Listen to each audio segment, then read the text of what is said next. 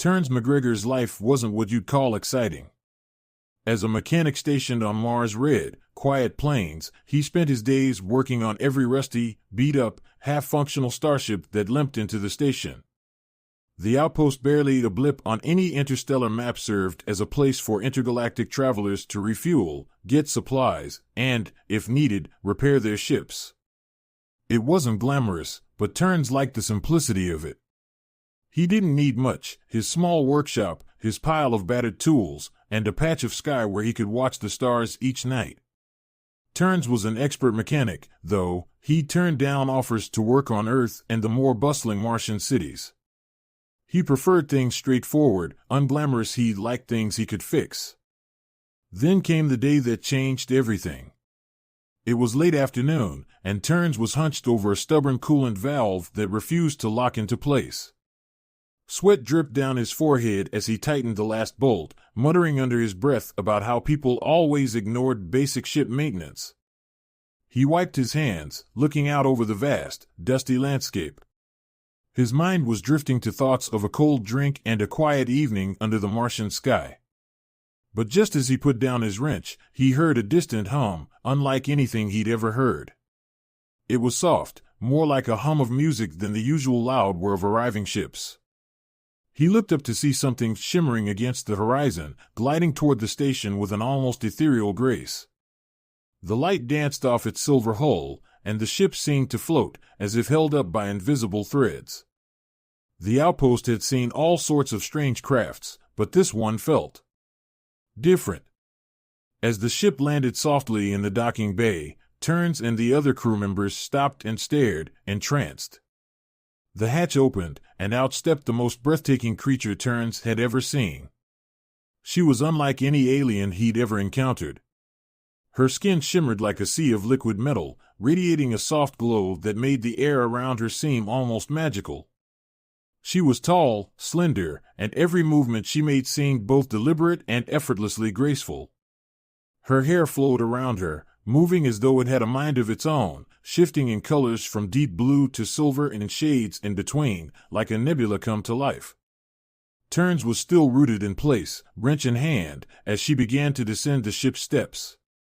She wore a long, flowing robe that seemed to reflect the Martian sunlight, giving her an almost celestial aura. As she looked around, her gaze landed directly on Terrence, and she smiled, a gentle, knowing smile that somehow made his heart skip a beat. "Excuse me," she said in a voice like a soft song. "I've heard that there's a mechanic here who can fix anything." Terrence gulped, realizing she was talking to him. He cleared his throat, struggling to remember the right words. Yeah. That would be me," he said, giving her a quick, awkward nod. "Terrence McGregor, mechanic, at your service." She stepped closer, her eyes, if they could be called that, seeming to shift colors as she looked at him, a blend of blues, purples, and greens. There was an almost hypnotic quality to her gaze, as if she was seeing right through him, and yet, for some reason, he felt at ease in her presence. "I am Lyra," she said, and even her name sounded like a whisper of wind through the stars. "My starship has sustained damage. It's an unusual craft, I know, and likely unfamiliar to you. But I have been told you have a remarkable talent for repairs." "Lyra," Terrence repeated, tasting the name on his tongue. He looked at her ship, admiring its sleek, alien design. "I've never seen a ship like this before, but I'll do my best to help." She gave a graceful nod, and as she did, her silver skin caught the light, casting a rainbow-like shimmer that nearly took his breath away. "Thank you, Terrence McGregor. I know I can trust you." As Terrence led her toward the workshop, the crew at the outpost continued to stare, watching them walk side by side. He felt like he was in some kind of dream, as though this alien creature, this Lyra, was from a world far beyond his reach, yet here she was, trusting him with her prized vessel. Once inside, Terrence inspected her ship closely, noting its elegant but complex design. The ship was composed of sleek, interlocking panels, each one lined with an intricate, almost artful display of circuits and glowing filaments. It was more than just a machine, it was a masterpiece, a work of art in motion. Every part seemed to be crafted with care and intention, and yet, as beautiful as it was, Terrence could see where the damage had set in. "So, what happened?" he asked, glancing back at her. Lyra's gaze turned distant, a shadow crossing her face. "Let's just say I was in a hurry to leave. My people do not approve of my travels beyond the homeworld. They think it dangerous." "Dangerous?" Terrence thought. "But you left anyway." She nodded. "Yes. I needed to see what else was out there, to experience more than what I was told was possible. There's a vast galaxy beyond our borders. I wanted to see it for myself, regardless of the cost." Her voice softened as she spoke, and Terrence felt an unexpected pang of admiration for this alien. Lyra, for all her beauty and mystery, seemed just as curious, just as restless, as he was. And despite her elegance, there was a vulnerability in her voice, a longing that he could understand. "Well, I can't guarantee I'll get it back to its original beauty, but I'll make sure it's running," Terrence said, giving her a small smile. She met his eyes, her lips curving into a smile of her own. "That's all I ask." For the rest of the afternoon, Lyra stayed by his side, watching as he worked. She asked him about his tools, about his life on the outpost, and about the Martian landscape. Her questions were earnest, as though she was trying to learn everything she could about him, about the world around them. As the sun set, casting a deep orange glow over the Martian plains, Terrence glanced over at her, watching her face illuminated by the soft, fading light. She looked otherworldly, her eyes reflecting the colors of the sky, her skin shimmering in the twilight. And for a moment, he forgot she was an alien. He forgot she was from a distant galaxy, a being of beauty and mystery. In that quiet moment, under the Martian sky, she looked at him with a warmth and curiosity that felt as close to human as anything he'd ever known. And he wondered if, maybe, this unexpected meeting was meant to be something more than just a chance encounter. Because for the first time in a long time, Terrence McGregor felt something shift within him. Something that told him his quiet life on Mars might not stay so quiet for long. Terrence McGregor wasn't one for company, but somehow, the idea of working alone in his workshop didn't feel right with Lyra around. For reasons he couldn't fully explain, he found himself wanting to impress her. Every twist of the wrench, every adjustment he made to her intricate, alien ship, he did with extra care. Lyra's starship was an engineering marvel. Its core was powered by what seemed to be a fusion of light and crystal, a complex web of energy conduits wound with organic fibers. Every part felt like it was alive, pulsing with a faint light that dimmed when he touched it, as though acknowledging his presence. He'd never seen anything like it, and he was both fascinated and humbled. As he adjusted a part of the coolant system, Lyra appeared beside him, her gaze fixed on his hands. "Your touch is gentle," she remarked. "I can see why they say you're one of the best mechanics on Mars." Terrence's face grew warm, and he nearly dropped his wrench. He laughed nervously, trying to shake it off. I like to take care of things. Especially things this beautiful," he said, his voice trailing off as he realized how it sounded. "I mean, the ship, of course," he added quickly, looking down to hide his embarrassment. Lyra's silvery lips curled into a soft smile. "Thank you, Terrence. It's rare to find someone who treats machines as if they have a spirit." Terrence nodded, feeling oddly understood. He couldn't explain it, but there was something in Lyra's words that felt like a reflection of himself. It was as if she saw past the dirt and grease, into the part of him that truly loved the work he did. They stood in silence for a moment, her close enough that he could feel the faint warmth radiating from her. Lyra took a step back, watching him as he resumed his work. "Terrence, if I may ask, why do you stay here?" She gestured to the workshop, the outpost, the vast red landscape outside. "You're gifted. You could be working on great starships and distant systems. Why choose a life here, on the outskirts of everything?" Terrence hesitated, not used to talking about himself. "I guess I like things simple. I grew up in a colony where things were always breaking down, so fixing them became second nature. It feels good to make things work, you know? Out here, it's quiet. I can focus. I don't need much. Lyra's expression softened. I envy that. For my people, life is anything but simple. The Celestines have traditions, expectations.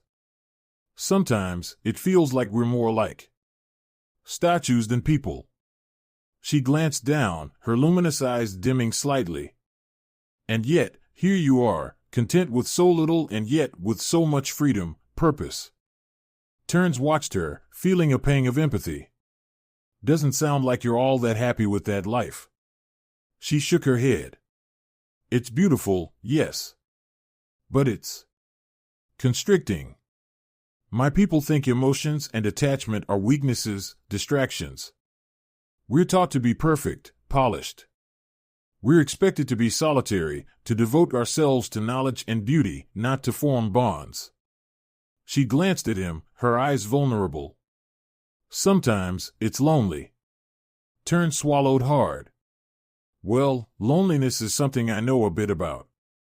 He turned back to the ship, gathering his thoughts. It's strange, he added, tightening a bolt, but here we are, two people from different worlds.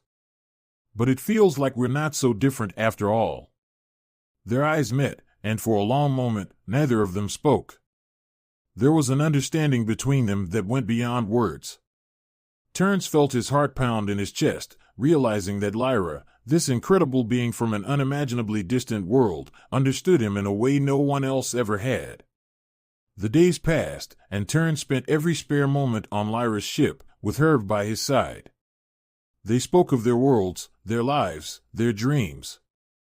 Lyra told him stories of her home, of floating cities and shimmering oceans that spanned the surface of her planet, filled with creatures as beautiful and strange as her. Terns shared tales from his childhood, of tinkering with machines, fixing things for the colony, and the nights he spent watching the stars, dreaming of what might lie beyond. One evening, after they'd finished work for the day, they sat on a low ridge outside the outpost, watching the sun dip below the Martian horizon. The sky was streaked with shades of red and violet, casting a surreal glow across the landscape. It's beautiful, Lyra said softly, her gaze fixed on the horizon. Terns chuckled. Never thought I'd hear someone like you say that about a dusty Martian sunset. It's true, she replied, her tone wistful. Beauty doesn't need to be polished or perfect. Sometimes, the most beautiful things are the ones that feel real, even if they're rough around the edges. She glanced at him, and Terns felt a warmth rise in his chest, a mix of admiration and something else. Something he hadn't felt in a long time. You know, she said, I'm supposed to return soon. My people will notice my absence eventually. They may even come looking for me. The thought sent a pang of sadness through him, but he tried to keep his tone light. So you're planning to just vanish into the stars and leave me here to fix the next pile of junk that lands in the bay, huh? Lyra laughed softly, and the sound was like music. Believe me, I don't want to. Meeting you, Terns. It's been different. You've shown me a world I never thought possible, a life I didn't know I could want. Terns hesitated, feeling a strange mix of excitement and dread. He looked away, searching for the right words. Lyra, you don't have to go back, you know. You could stay. I mean, maybe Mars isn't the most exciting place in the galaxy, but it could be our little corner of it. Lyra was quiet for a moment, and when he looked back at her, he saw a sadness in her gaze. Terns, my people wouldn't understand. To them, I'd be abandoning my heritage, my duty. The Celestine Council. They don't take such things lightly. I'd be a fugitive in their eyes. A pang of helplessness filled him.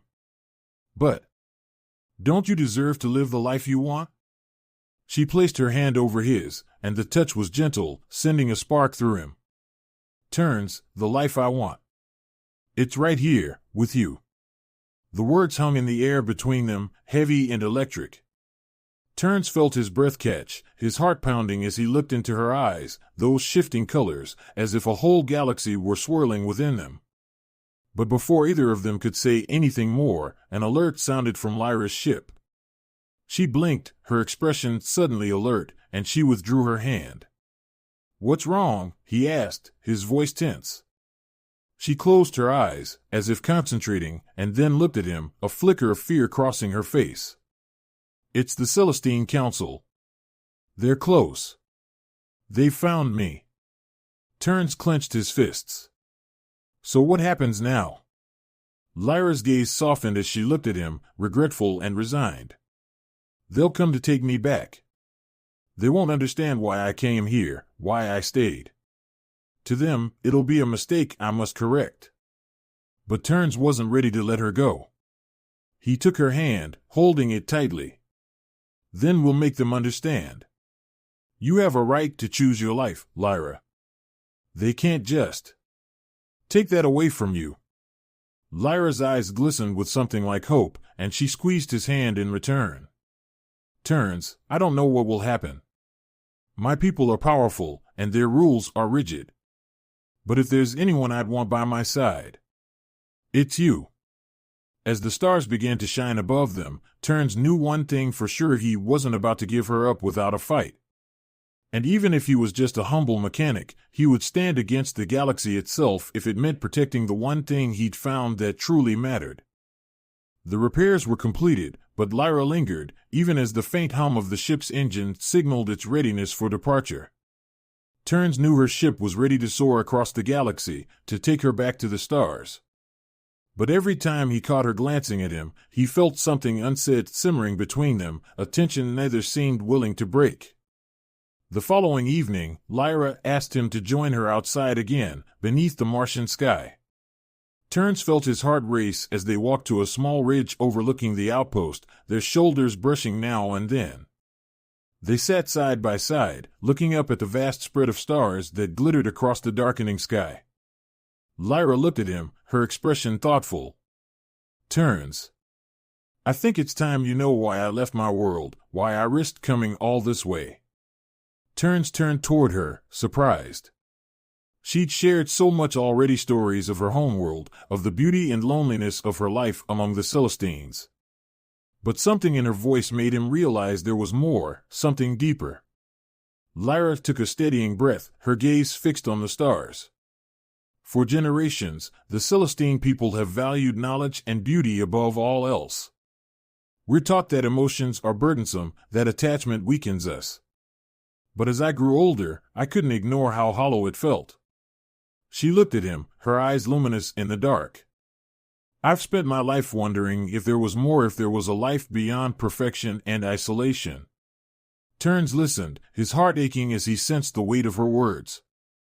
He wanted to reach out, to hold her hand, but he wasn't sure if it would be welcome. Instead, he sat quietly, giving her the space to continue. "My curiosity led me to learn about other worlds, other people. The Council disapproves of that kind of restlessness. They consider it a flaw. So I hid my interest in other cultures, other species, hoping it would pass." She shook her head, a sad smile on her lips.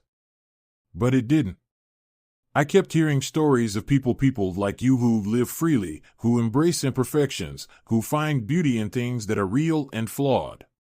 Terrence found himself captivated, struck by the bravery it must have taken for her to make this journey. "So you left, knowing they wouldn't approve?" "Yes." Her voice softened. "I traveled to see these things for myself, to feel something beyond the cold beauty of my world." She paused, looking down as if gathering courage. "I never expected to meet someone like you." He held her gaze, his heart pounding as he processed the meaning in her words. The intensity in her eyes, the softness of her voice, it was all so clear now. She hadn't just come here out of curiosity. She'd come to escape a life she couldn't bear. And in him, she had found something she hadn't realized she was searching for. Terrence took a deep breath, trying to find the right words. "Lyra, you don't have to go back. You can stay here." I know Mars isn't anything like your home, but maybe he hesitated, feeling his throat tighten, maybe it could be enough. Lyra's eyes shimmered with a blend of sadness and longing. She reached out and gently touched his cheek, her fingers soft and warm. You don't understand, Turns. The Council will never allow it. I've defied their rules, and they'll see that as a betrayal. I'm bound by their laws, and to them, I've abandoned my duty. He clenched his fists, anger bubbling within him at the thought of her being forced back to a life she didn't want. Then I'll stand up to them. I'm just a mechanic, but I'll do whatever it takes. She smiled, and it was a sad smile, one that held a mix of gratitude and sorrow. Turns, you're the bravest human I've ever met. But the Celestines are powerful. They won't be swayed by words or defiance. They'll see you as an obstacle to be removed. The reality of her words settled over him like a weight. He knew what she was saying was true. The Celestines were advanced beyond anything he could comprehend. They wouldn't see him as a threat, they'd see him as nothing, a minor inconvenience in their mission to reclaim one of their own. But before he could respond, an alert echoed from the outpost's main communications tower, cutting through the still night. The voice of the outpost commander crackled over the loudspeakers, urgent and tense. Unidentified vessels approaching from orbit. I repeat, unidentified vessels on approach. All personnel, prepare for possible contact. Turns felt a chill run down his spine. He turned to Lyra, her face suddenly etched with worry. They're here, she whispered, her voice barely audible. The Council has come for me. Without thinking, Turns took her hand, pulling her to her feet. Then we won't let them take you, he said fiercely. Come on, I have an idea. They rushed to the workshop, moving quickly as Turns started gathering whatever tools and supplies he could find. His mind was racing, formulating a plan as he worked. He didn't know if it would work, but he was determined to try. Lyra, he said as he worked, do you know anything about their ships? Any weaknesses? She shook her head, frustration evident on her face. They're shielded with energy fields that repel most physical attacks. Their ships are equipped with mind link systems, too, allowing them to communicate and operate as one. Turns muttered under his breath, trying to think. Then we'll need to disable their systems from the inside. Lyra's eyes widened. That would be impossible. The Council's guards are highly trained, and their ships are fortified. It would take someone with a deep understanding of their systems. He met her gaze, his jaw set with determination. Then you'll have to guide me. I'm a mechanic, I can handle it. If I can get on board their ship, I'll figure it out. For a moment, Lyra looked as though she might argue, but then her expression softened. She nodded, gripping his hand tightly. Turns. Are you sure? He looked into her eyes, feeling a surge of courage he hadn't known he possessed. I'd do anything for you, Lyra. They made their way to the docking bay, where the shadowy forms of Celestine vessels were now descending. The ships were sleek, almost invisible against the night sky, with dark, shifting armor that seemed to absorb the light around them. Turns and Lyra slipped into a narrow corridor, hiding as the Celestine guards disembarked. Turns' heart pounded as he watched the guards, their movements synchronized and precise. He glanced at Lyra, who was watching with a mix of fear and resolve. Stay here, he whispered. I'll be back. Lyra hesitated, her hand tightening around his. Be careful, she said softly, her voice full of unspoken emotions. Turns nodded, giving her hand a final squeeze before slipping into the shadows. He moved quickly, using his knowledge of the outpost's layout to navigate through back corridors and access points. He made his way toward one of the Celestine ships, creeping on board while the guards were still disembarking. Inside, the ship was just as magnificent as Lyra's. Every surface seemed to hum with energy, and the walls pulsed faintly, as if alive. Turns made his way to the control panel, examining the intricate systems. He didn't fully understand the technology, but he recognized enough of it to identify the main power source. He set to work, carefully disabling certain connections, rerouting others. His hands moved quickly, his mind focused on the task. As he worked, he thought of Lyra, of the life she could have, a life of freedom, a life with him. Just as he finished, he heard footsteps approaching. He ducked into a narrow alcove, holding his breath as two guards passed by, their expressions stern and vigilant. He waited until they were gone, then slipped out of the ship, his heart pounding with a mixture of relief and adrenaline. He found Lyra waiting where he had left her, her face lighting up with hope as he approached. "Did it work?" she whispered. He nodded, his lips curving into a small smile. "They're grounded. They won't be able to leave Mars anytime soon." Lyra's eyes filled with gratitude, and before he knew it, she had thrown her arms around him, pulling him into a tight embrace. Terns felt his heart race as he wrapped his arms around her, holding her close. "Terns," she whispered, her voice thick with emotion. "You've given me something I never thought I'd have. A choice." He pulled back slightly, looking into her eyes. "Then choose, Lyra. Stay here. Stay with me." For a moment, she seemed on the verge of tears. She nodded slowly, her expression full of love and determination. "Yes. I choose you." They stood together in the quiet of the Martian night, their futures intertwined, their fears momentarily forgotten. And as the first light of dawn began to spread across the desert, they both knew that no matter what came next, they would face it together. Terns and Lyra stood at the edge of the outpost, watching as the Celestine guards, now aware of their disabled ship, scanned the area with intense focus. They moved like shadows, their luminous armor blending with the early dawn light. Terns held Lyra's hand, feeling the weight of the moment settle over him. They were trapped, outnumbered, and facing a force that seemed beyond anything he could imagine. But he wouldn't back down. Not now. The lead Celestine envoy stepped forward, a figure wrapped in dark, shimmering robes that flickered with iridescent light.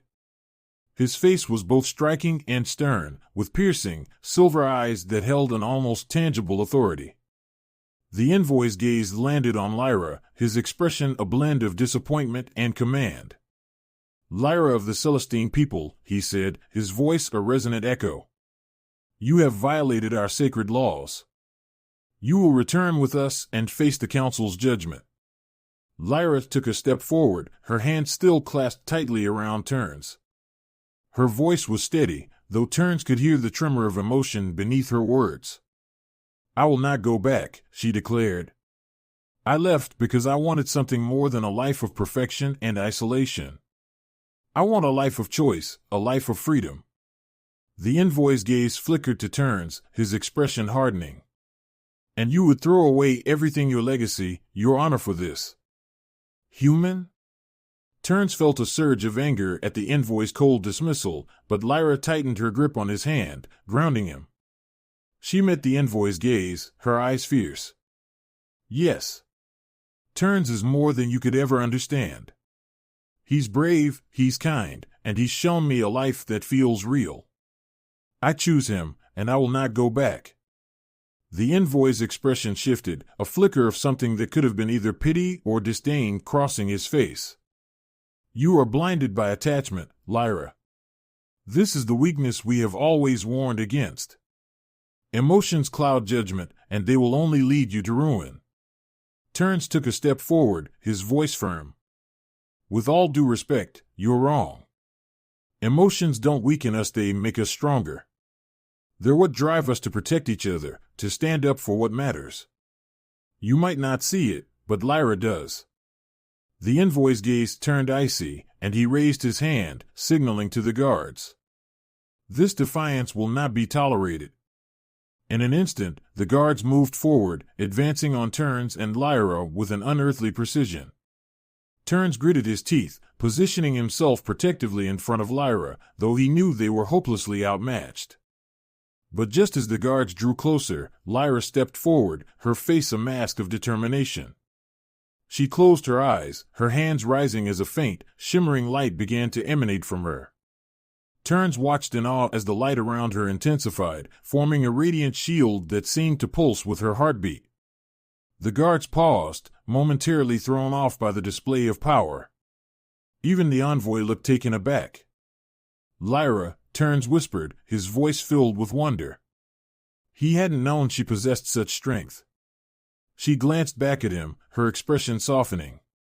"The Celestine people may reject emotions, but we are not without power.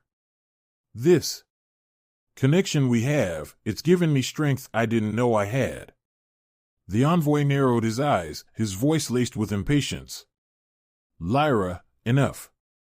You are a child playing with forces you don't understand.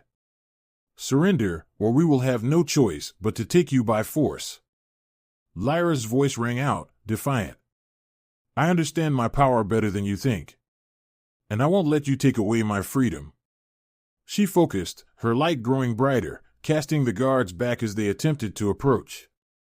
Terns could see the strain in her expression, the effort it took to hold the shield. He felt a rush of helplessness. He was just a mechanic. He had no abilities, no powers to match the Celestines. But he couldn't just stand by and watch her fight alone. Desperately, he looked around, his mind racing. He noticed an old plasma generator resting by the edge of the workshop, an emergency power source they used only in dire situations. It was outdated, but it could produce enough of a burst to disrupt the Celestine's energy fields if he could reroute it. "Lyra, hold on," he shouted, running over to the generator.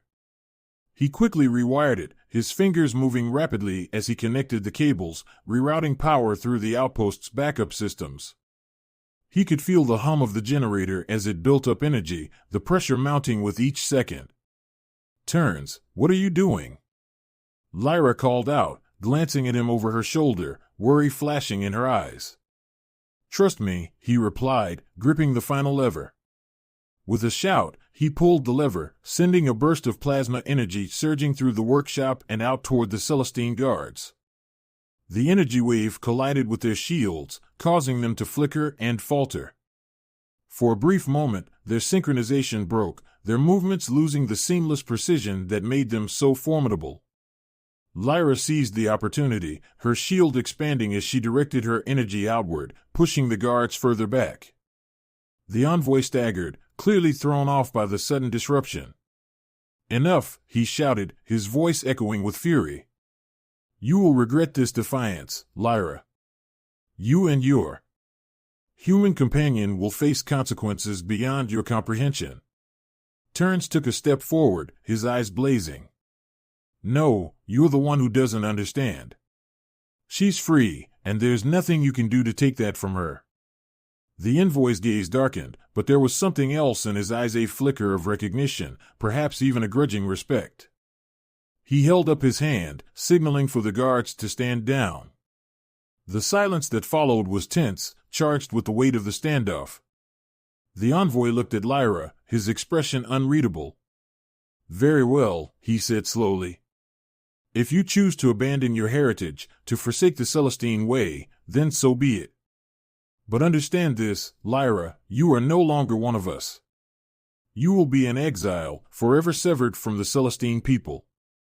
Lyra's face softened, a mixture of sadness and resolve. "I understand. But I would rather be free as an exile than live as a prisoner." The envoy's eyes narrowed, but he inclined his head slightly, a reluctant acknowledgement.